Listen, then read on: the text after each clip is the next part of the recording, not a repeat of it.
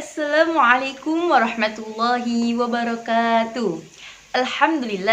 Alhamdulillahirabbil alamin. Assalatu wassalamu ala asrofil anbiya'i wal mursalin wa ala alihi wa sahbihi ajmain. Amma ba'du. Saya Luciana Indah Safitri, mahasiswi Prodi Tarjamah kelas 3A, NIM 1120024000023, Fakultas Adab Humaniora, Universitas Islam Negeri Syarif Hidayatullah Jakarta. Yang saya hormati Bapak Dr. Muhammad Syarif Hidayatullah M.Hum, selaku dosen pengampu mata kuliah pengantar linguistik Arab yang telah membimbing saya selama 1 semester. Di video kali ini, saya akan menjelaskan tentang semantik bahasa Arab, bagian A dan B, yang menjelaskan tentang lambang dan makna serta jenis makna. Sebelumnya, terima kasih kepada Bapak dosen yang telah memberikan saya presentasi untuk memenuhi tugas ujian akhir semester. Baiklah, sebelum masuk pembahasan, teman-teman harus mengetahui terlebih dahulu bahwa bahasa, baik lisan maupun tulisan, adalah alat yang digunakan bagi manusia sebagai alat untuk mengungkapkan sesuatu yang ada di dalam pikiran mereka. Nah, ada beberapa kata yang mempunyai kesamaan tulisan maupun lafal, namun berbeda maknanya, terutama di dalam bahasa Arab. Jika satu mufradat saja memiliki beberapa makna, apalagi jika dikombinasikan menjadi sebuah kalimat atau jumlah.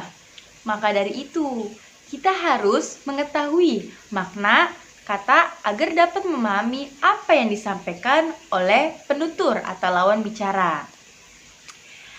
Nah, maka dari itu, teman-teman harus mengetahui apa sih itu semantik bahasa Arab.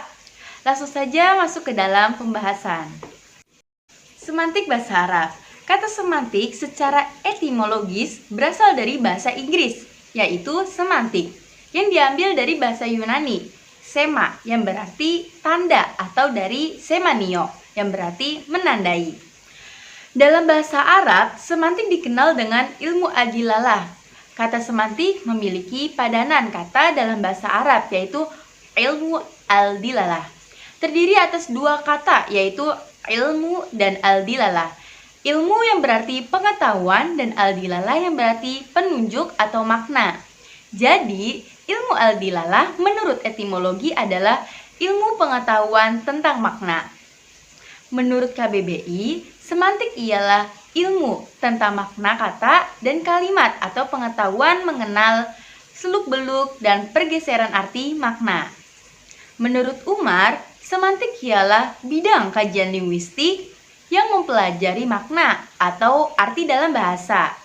Dapat kita simpulkan bahwa semantik merupakan cabang ilmu linguistik yang mempelajari makna yang terkandung dalam bahasa. Semantik ini terbagi menjadi 2 kubu, yaitu kubu semantik kata dan kubu semantik kalimat. Nah, kubu semantik kalimat ialah kesatuan ekspresi, sedangkan kubu semantik kata ialah merupakan bagian dari kalimat itu sendiri. Maksudnya itu, kata tanpa adanya kalimat hanya mempunyai 1 makna. Namun jika kata tersebut dikombinasikan menjadi sebuah kalimat, maka kata itu sewaktu-waktu akan berubah maknanya sesuai konteks kalimatnya. Pembahasan yang pertama yaitu lambang atau rams dan makna atau makna. Sebagaimana yang kita ketahui bahwa suatu kata itu terdiri atas lambang dan bunyinya. Lambang atau simbol-simbol yang kita kenal yaitu huruf. Nah, huruf-huruf dalam bahasa Indonesia disebut dengan huruf alfabet. Sedangkan huruf dalam bahasa Arab disebut dengan huruf hijaiyah. Dari lambang-lambang atau simbol-simbol tersebut yang nantinya akan membentuk suatu kata. Dan kata tersebut akan dikombinasikan menjadi sebuah kalimat yang mana ada hubungan antara lambang dan makna tersebut. Hal ini Haidar menyebutkan ada 3 hubungan antara lambang dan makna. Yang pertama yaitu kaitan alami atau biasa disebut al-alaqah at-tabi'iyah. Contohnya yaitu wajah yang murung menunjukkan sikap sedih. Nah, wajah yang murung ini adalah sifat asli dari wajah kita yang menunjukkan perasaan seseorang. Kemudian yang kedua yaitu kaitan lokasi atau biasa disebut al-alaqah al-mantikiyah. Contohnya yaitu awan mendung menunjukkan ingin turun hujan. Contoh lain yaitu surutnya air laut menunjukkan bahwa akan terjadinya tsunami.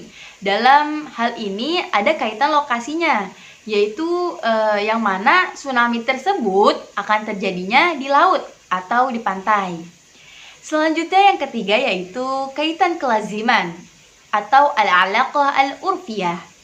Contohnya yaitu penggunaan kata yang mengacu pada jenis kelamin seperti mar'atu dalam bahasa Arab, woman dalam bahasa Inggris, dan wanita dalam bahasa Indonesia. Selanjutnya pembahasan yang kedua yaitu jenis makna. Makna merupakan kajian yang penting dalam bahasa. Karena berbahasa tujuannya adalah menyampaikan makna.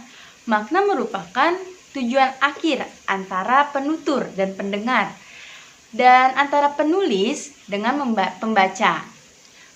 Jenis makna ini terbagi menjadi 2. Yang pertama berdasarkan sifat hubungan antara kata dan maknanya. Dan yang kedua, makna berdasarkan ada dan tidaknya makna tambahan. Yang pertama yaitu berdasarkan sifat hubungan antara kata dan maknanya. Makna kata dapat dibagi menjadi 2 macam yaitu yang pertama yaitu makna leksikal. Ialah makna yang sesuai dengan referensi dan hasil observasi alat indera. Misalnya kata roksun. Jika di kamus kata roksun ini artinya kepala. Namun roksun ini memiliki makna leksikal, yaitu yang artinya anggota tubuh yang paling atas. Kemudian yang kedua, makna gramatikal, yaitu makna yang muncul akibat adanya proses gramatikal. Contohnya kata kataba yang artinya menulis mengalami proses afiksasi prefiks menjadi aktubu, aku menulis. Yang mana kata kataba itu mengalami proses gramatikal afiksasi prefiks, yaitu penambahan kata di awal kata yaitu alif sehingga menjadi aktubu. Yang kedua yaitu makna berdasarkan ada dan tidaknya makna tambahan. Nah, makna ini dibagi menjadi 2 macam, yaitu yang pertama yaitu makna denotatif, yaitu makna asli yang menunjukkan suatu referen atau konsep, ide tertentu. Nah, makna denotatif ini pada dasarnya sama dengan makna leksikal. Contohnya yaitu al-fakir, yang menunjukkan aspek kerendahan hati seorang penulis buku. Kemudian yang kedua yaitu makna konotatif, ialah makna tambahan. Nah, makna tambahan ini adalah yang menimbulkan adanya efek nilai rasa dalam makna denotatif tersebut. Contohnya seperti kata al-fakir itu sendiri mempunyai sinonim yaitu al-miskin, yang berarti orang miskin, yang memunculkan makna negatif. Yang awalnya al-fakir ini mempunyai arti yang positif, yaitu kerendahan hati seorang penulis buku. Kemudian di makna konotatif ini al-fakir menjadi makna negatif, karena ia mempunyai sinonim yaitu al-miskin, yang mana makna ini sangat negatif. Dan adapun pembagian makna secara konteks linguistik, suatu kata menurut Haidar terbagi menjadi 5, yaitu makna fonetis, makna morfologis, makna sintaksis, makna etimologis, dan makna kontekstual. Yang pertama yaitu makna fonetis atau dilala sautiyah, adalah timbul oleh bunyi yang dihasilkan dari analisis kontrastis. Contohnya kata akrobun yang berarti lebih dekat dan kata akrobun yang berarti kalajengking. Huruf hamzah dan ain pada kedua kalimat tersebut memiliki pelafalan yang hampir sama, akan tetapi beda maknanya. Kemudian yang kedua yaitu makna morfologis atau dilala serfiah, yaitu timbul oleh proses morfologis pada suatu kata. Contohnya kata kabirun, besar, menjadi kata akbarun, lebih besar, yang mana kata kabirun ini mengalami proses afiksasi prefiks seperti contoh makna gramatikal yang tadi, sehingga kata kabirun ini menjadi akbarun.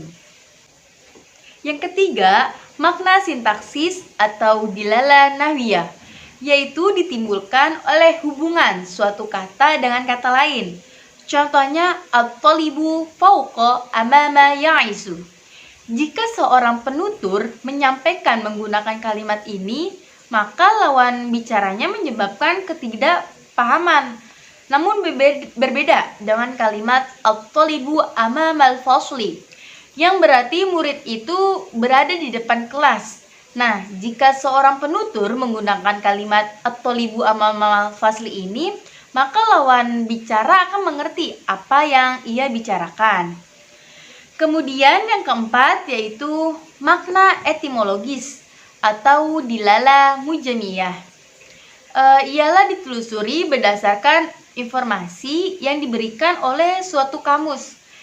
Etimologi adalah cabang ilmu bahasa yang menyelidiki asal-usul kata serta perubahan bentuk dan makna. Contohnya yaitu bagaimana etimologi kata yang mempunyai kata dasar JLS. Dari kata dasar JLS ini akan bisa berubah menjadi kata jalasa, bisa juga jalisun, yang mana kata jalisun ini mengalami afiksasi infiks, yaitu penambahan pada di tengah kata. Kemudian kata yajlisu itu penambahan di depan kata atau prefiks. Selanjutnya yang kelima atau yang terakhir ialah makna kontekstual, hasil dari lingkungan kebahasaan yang melingkupi suatu kata. Contohnya kata afdolu yang bermakna sisa lebih air. Bila konteksnya pada hadis dalam bab toharoh, namun apabila konteksnya dalam percakapan atau umum, maka afdolu ini bermakna lebih diutamakan. Dengan kata lain, makna kontekstual ini hanya beberapa di tempat tertentu saja atau beberapa konteks tertentu saja. Baiklah, sekian penjelasan dari saya mengenai semantik bahasa Arab, bagian lambang dan makna, serta jenis makna. Mohon maaf apabila ada kesalahan kata dari saya, mohon dimaklumi, karena al-insanu ma'ahlul khata wa nisyan. Manusia tempatnya salah dan lupa. Syukran ala ihtimam minkum, terima kasih atas perhatiannya yang sudah menonton video saya.